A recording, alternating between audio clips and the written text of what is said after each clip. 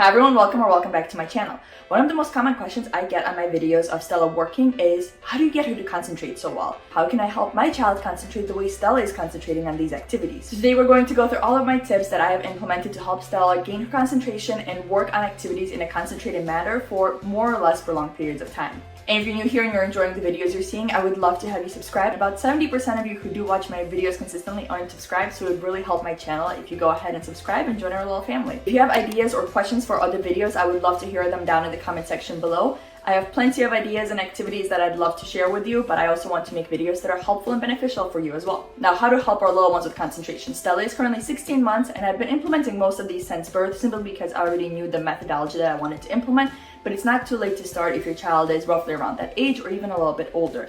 Now, as a quick disclaimer, Stella is typically developing, so not all of these may work for a neurodivergent child, but some of these you may be able to pick and choose and use what is appropriate for your child's development. The first thing we're going to do to help our child with their concentration is actually take a step back and check our expectations.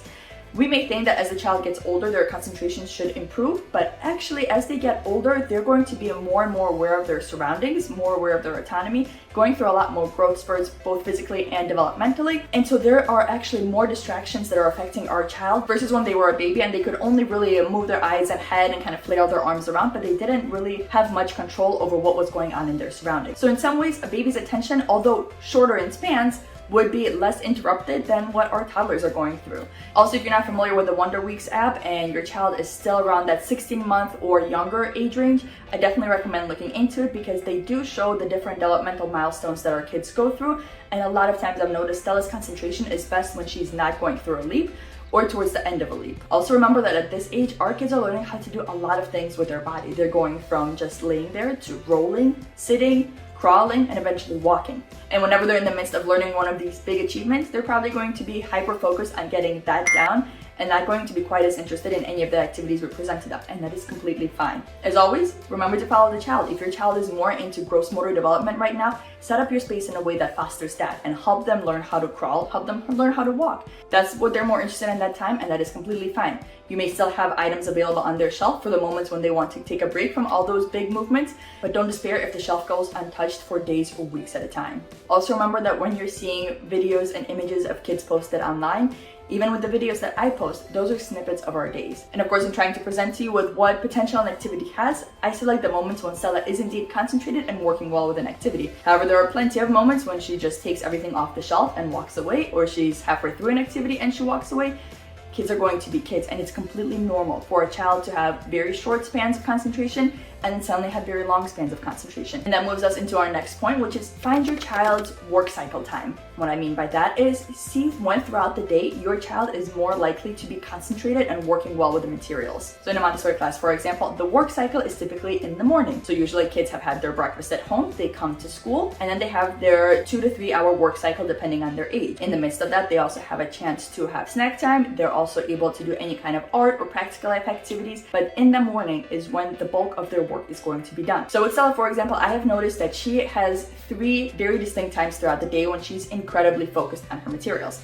Immediately when we come downstairs while she's waiting for me to prepare her breakfast, right after breakfast, so when the typical work cycle would be in a class, and then right after dinner time and before bath time. That little bit of time that we have, she's usually very interested in working on her materials, and that's usually when she works on them with her dad. So I think for her this has become almost a show and tell kind of setup where she's really enjoying showing her dad what she's learned throughout that day. So knowing that, I set up our days appropriately. I try to reserve the morning time for her to be able to work with her materials, and then after snack time before lunch, we typically do our outside time activities. During the summer, when it got incredibly hot before lunchtime, I would either reserve that to be then water play outside, or I would take our materials outside in the morning, and that way she was both enjoying tolerable nice weather and also having a chance to work on her materials. Now with that is a little sub tip within a tip, which is sometimes change of location can be really beneficial, especially if your child is going through some kind of developmental milestone. So in the summer, Stella was just learning how to walk, and she would not focus on anything unless we were outside, and she had the chance to kind of run around and really practice how to walk safely. And then she would really gravitate towards whatever materials I brought out outside on the grass and a little picnic blanket. When it was too hot to do that outside, I started moving them into her reading corner, and that change of space also really helped her just gain a new appreciation motivation and new excitement for her materials. Sometimes it may just be as simple as changing the location where you're presenting these materials to your child. Also, remember to include a chance for your child to move around throughout the day. This may be as simple as tuning on some music and having a little dance break with them. Our kids really need a way to let that energy out, and if they don't know what to do with that energy, they may just start running around the house aimlessly and not be able to properly exert their energy in a way that will allow them to further concentrate on their work. Next, we're going to take a look at what's on our shelf, and I do have an entire video dedicated to toy rotations, when to do them, and how to do them to make sure your child stays concentrated and engaged, so go ahead and check that out. But essentially, we're looking to make sure that the materials we have on the shelf are not too easy or too difficult. Just like Goldilocks, our kids need something that is going to be right in that sweet spot, right in the middle, something that is going to challenge them just enough so that they're still interested and engaged with the material, but not be so difficult that it's discouraging for them. Also, observe for your child's interest. You may find that sometimes they're very interested in perfecting one specific skill, and if only one material somewhat touches on that and they've already worked that material and they've mastered it, they may simply be craving an additional challenge or an additional way to explore that.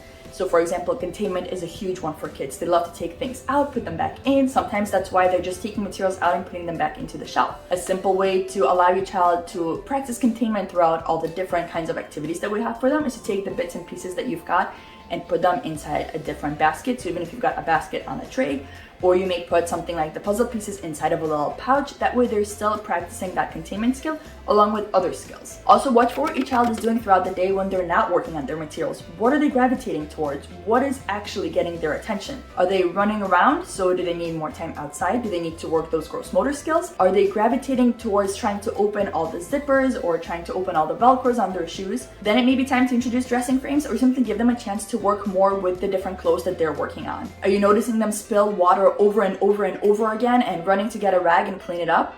Maybe a sign to work on more boring activities. So whatever your child is gravitating towards that's not the materials that you have on the shelf is essentially them telling you what they would like to work on instead. The next thing we're going to do is see what approach our child prefers for how we introduce materials to them. There's essentially two ways you can do this. One is to present them with a presentation where you show exactly how a material works. And the second approach, which is the one that I have taken with Stella, is to let the child explore the shelf and see what presentation they actually need.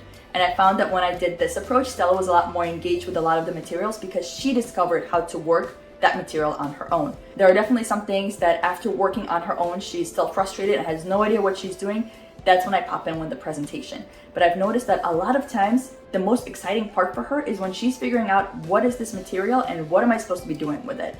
And then it clicks, because a lot of the Montessori materials are made with control of error that the child is actually able to figure out what to do in the toddler ages. Once we get into the primary 3 to 6 age range, there's definitely more complex materials that wouldn't really benefit from this approach. But for the younger toddler friends, if you're seeing that they're not enjoying the presentation process and they're trying to snatch everything from you and just do it themselves, let them. See if they're able to actually be more engaged with that material and figure out what they need to do without our interference. A really good example of that is the barn that I introduced in my Love Every video, the barn with latches. I really thought that Stella would need at least some kind of guidance of what to do with this because she's never seen any kind of latches. But the moment I took it out of the box, she gravitated right towards it and she did not break concentration for a solid 10 to 15 minutes trying to figure out what to do.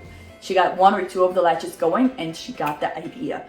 Of course, some of them were too difficult for her to figure out, and when she broke concentration, that's when I was able to do hand over hand and present to her how to work on those specific latches. And that's my other tip for you. Don't break their concentration. If you see your child focused on something, don't break their concentration. And this can apply to a lot of different things. You often hear that we should be narrating what we're doing throughout the day and almost being like a commentator so our kids have more exposure to language, which is true. It's definitely a wonderful way to introduce language to our child if we're talking about what we're seeing on our walks, as we drive, but when they're concentrated and they're working on a material, unless it's a language basket or some kind of language material when we're specifically working on naming things, it's best to just sit back and observe. Because otherwise what happens is our child is concentrated. They're working on not only that skill, but on their concentration.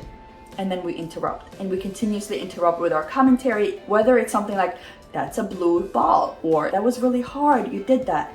Unless the child has broken concentration and looked directly at you, looking for some kind of commentary, or maybe to check if you've witnessed the big accomplishment that they've just achieved, if they're still working and concentrated and they don't even know that you're in the room, don't bother them. Let them practice that concentration. I actually had no idea how often I was interrupting Stella with my commentary until I started watching back some of my actual videos, and I noticed that without a doubt, each time that I thought I was helping by just naming things for her, she would break concentration from an activity and then she would walk away because she lost that concentration and she lost that interest. The moment I stopped doing that and just started backing away, watching her, observing her, and only interacting when she let me know by making eye contact with me, her concentration increased dramatically. Now again, I want to emphasize that that does not mean that we're not interacting with our kids at all as they work. We're simply waiting for their cue that they have finished the task they're working on, or that they have broken their concentration to interact with us. The same goes for books. A lot of times when we see our child get out a book, we think that what they would like is for us to read the book. But if you observe, a lot of times they would like to actually look at the images and look at the pictures on their own. So look for cues for that. Once they get old enough to walk around, you'll notice that they like to just bring the book to you and kind of ask you to read it. And I've noticed that Stella does do this a lot, but a lot of times she just tucks away into her little reading corner and she just flips through the pages. She'll observe looking at the pages upside down and the right way. She really likes the flat books. So sometimes they need that chance to be just quiet and be by themselves. And if you think about it, that makes sense. That's exactly how we are, right? If you're in the zone and you're working on something, even if you're at work or if you're just making dinner and someone comes in and interrupts you, even if they want to say something like, wow, your hair looks really nice today, that immediately takes you out of the zone, and sometimes it takes a lot of effort for us to get back into that zone. And my final tip for you is to think about extensions to materials. You may notice that your child has a favorite activity that they are continuously gravitating towards, but over time, their concentration with that seems to have declined. It may be that they're very interested in that skill and that activity in particular, but they need something else. They need an extra challenge. And there are a lot of ways that you can do this. For something like puzzles, as I mentioned, you can put the puzzle pieces into a pouch, so now there's an extra step of difficulty there. For something like language basket, you may take a picture of the items and then print them out to their exact same size, laminate them, and now they're not only working on the language, they're also trying to match them. Alternatively, you can add gross motor development into the mix. So one of our favorite activities is one that I posted here as a short, where I use our Nugget Fort to set up a little obstacle course for Stella, and I'll put whatever language materials we're working on in there at that time. I give her a basket and I start calling things out for her to pick up.